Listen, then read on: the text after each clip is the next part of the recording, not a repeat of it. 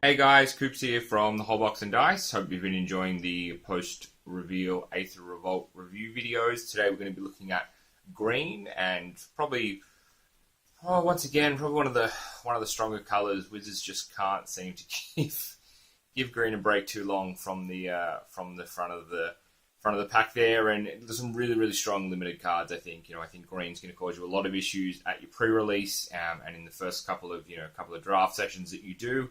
Just because they always seem to have such strong limited cards, you get some big boards. They've got the things like trample and card draw to break it open, and they've got some neat tricks now with the energy mechanic in there as well. So, just like the last video, I'll show you some of the cards that I just thought were worth mentioning, but we won't do a full feature on. We'll just chuck up the graphic there for them now, and that is Druid of the Cow, just like Servant of the Conduit. Nice little ramp there, obviously without having to spend the energy, but only being able to choose green. Unbridled Growth, really solid mana fixer, especially in sealed. The fact that you can sack it after you've tapped it to add a color of mana is really good as well. Nice card draw for one and a free mana fix until you need it, or until you don't need it anymore. And then High Spire Infusion, just a really solid pump spell. Probably lacking in the green wheelhouse at the moment. The fact that it generates some energy as well.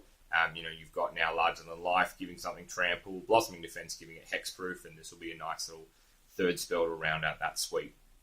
But we'll jump into the cards that I want to talk about a little bit more, and the first one we're going to talk about here is the Aether Stream Leopard, which is for 3, 2 generic and a green. It's a cat creature that's a 2/3 with trample. When it enters the battlefield, you get an energy. When it attacks, you can pay 1. If you do, it gets +2/+0 until end of turn. Once again, green, solid creatures, even at a common level. The cards like this, that you can pay an energy, you can buff it, you can make it stronger.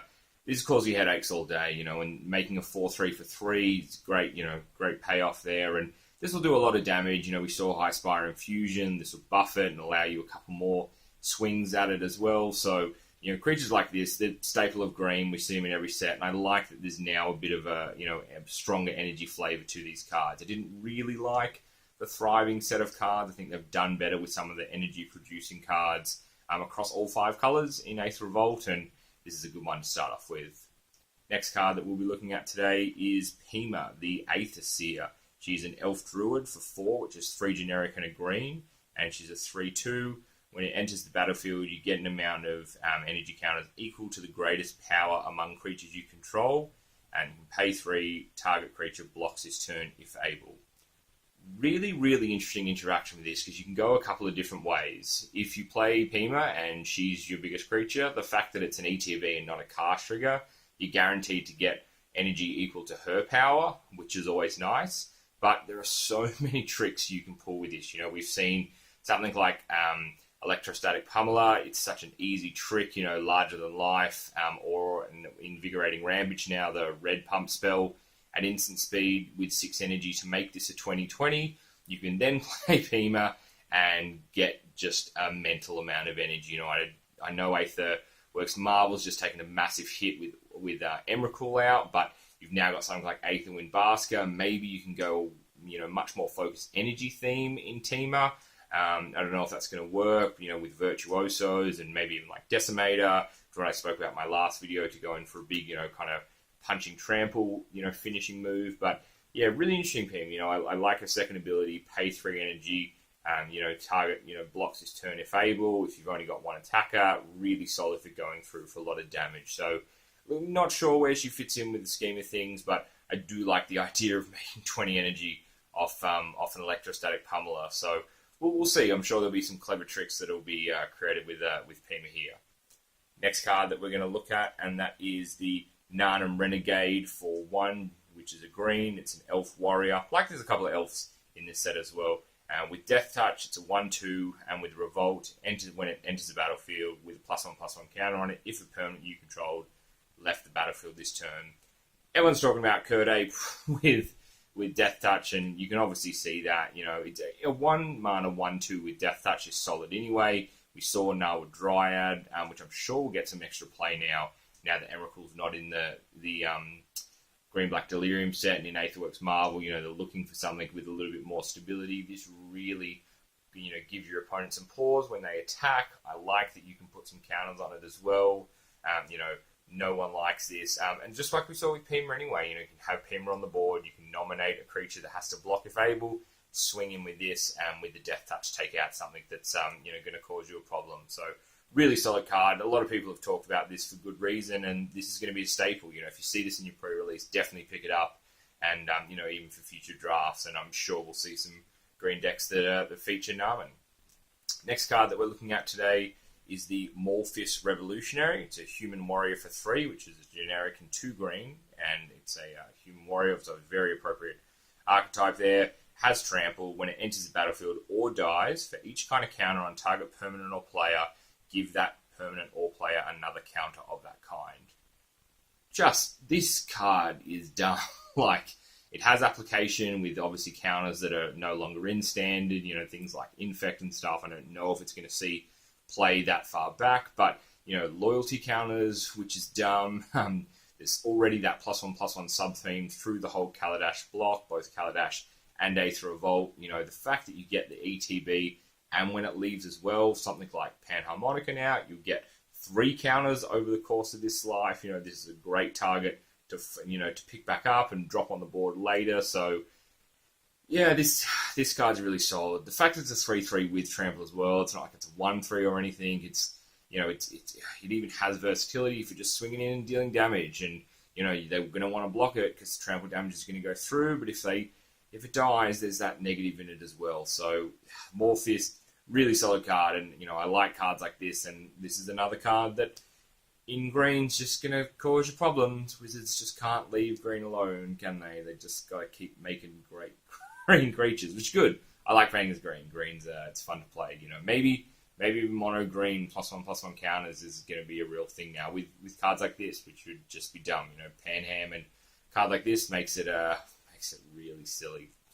Next card we're going to look at, and we'll continue, like I said, our theme of doing the expertises and the legendary creatures which they belong to, which I really, really like that they've gone down this route. And this is Rishkar, the Pima Renegade for 3, which is 2 generic and a green. It's an elf again. I like this theme that's continuing. And it's a legendary creature. When it enters the battlefield, put a +1/+1 counter on each of up to 2 creatures.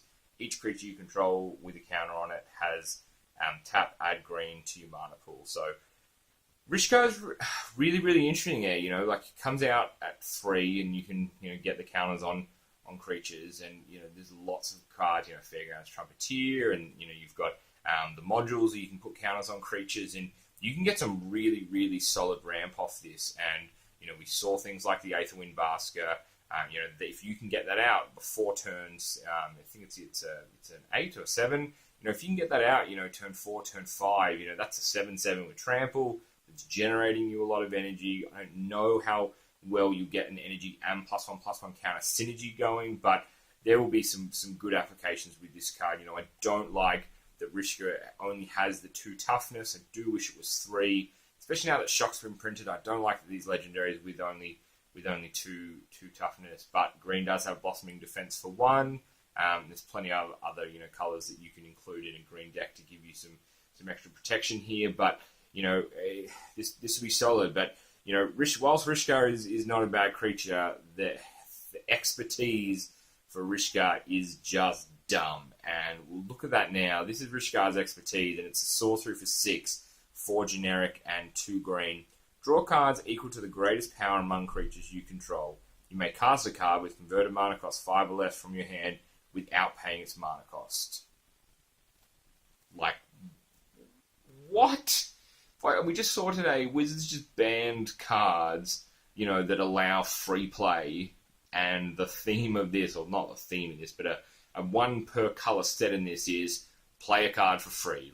This is, the stuff you can cast for 5 in green, all the things that green is going to be coupled with, is just insane. I'm so glad it's converted mana cost and not add 5 mana to your pool, because that would be broken. But this is still so silly. Green have such high-powered creatures. They have really strong creatures, and that often are above power compared to their CMC, or they're easy to buff.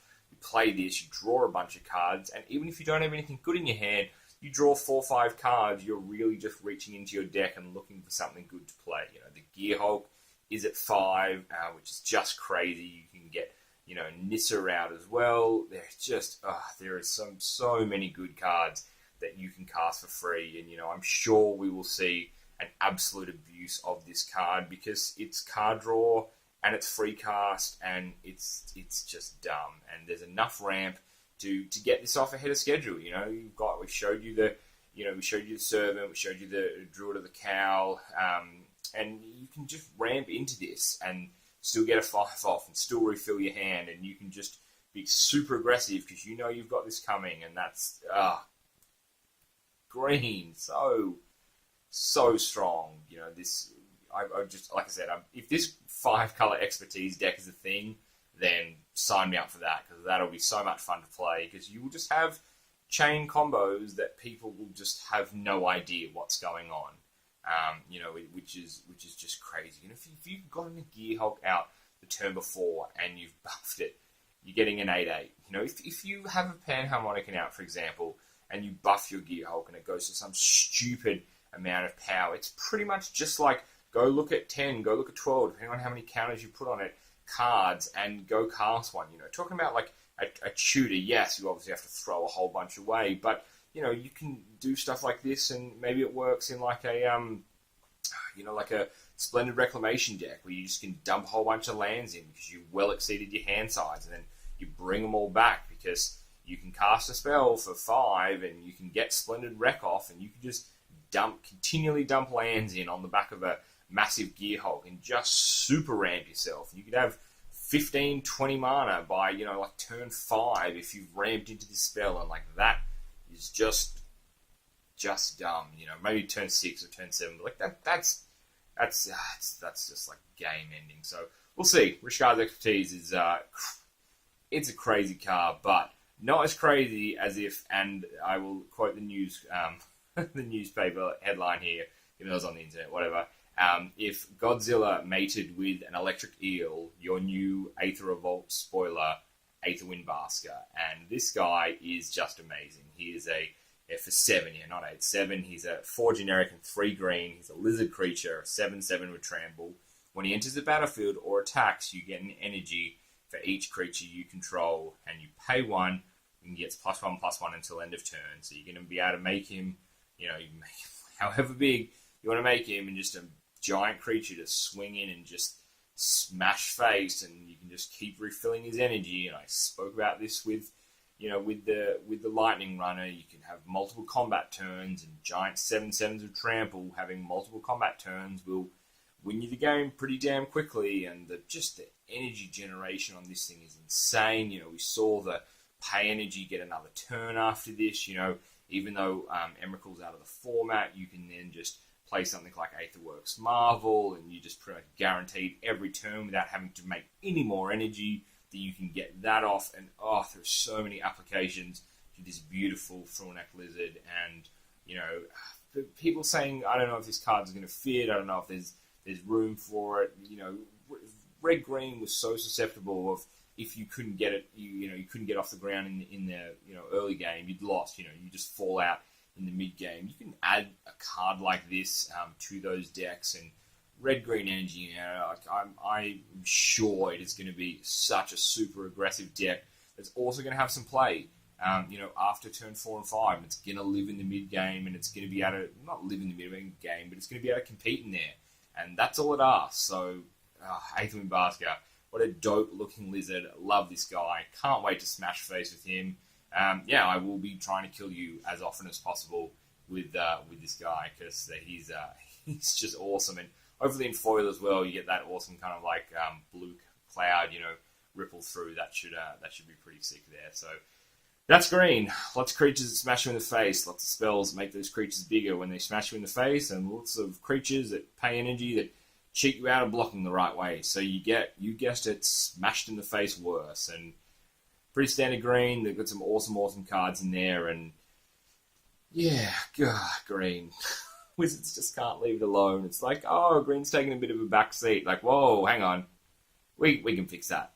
Send in the lizard. We'll fix you right up. So, Death Touch creature, ramp. It's great. Love it. Can't wait for green red energy aggro. I think it's going to be a super fun deck. Can't wait to play that with Electrostatic Pummeler, and can't wait to get like 20 energy off that combo as well. So bring on the stupidity that is green in MTG standard and everything, to be honest. So yeah.